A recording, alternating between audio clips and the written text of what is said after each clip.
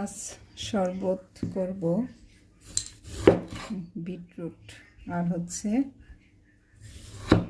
তরমুজ, এবং এটা অনেক উপকারী একটা শরবত। সাথে থাকবে লেবু। আমি আগে এটা ছোট ছোট করে কেটে নেই। খোসাটা ভালো করে ধুয়ে নিলে খোসাটা ফেললেও হয়, আমি ফেলে নিচ্ছি।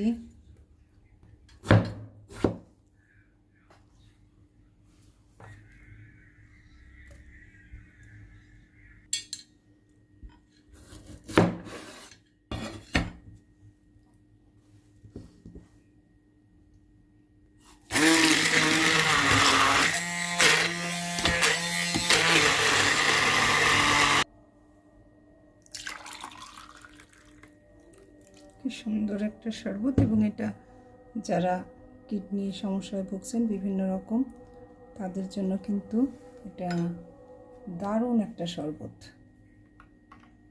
এবং গরমে খুবই আরাম দেবে।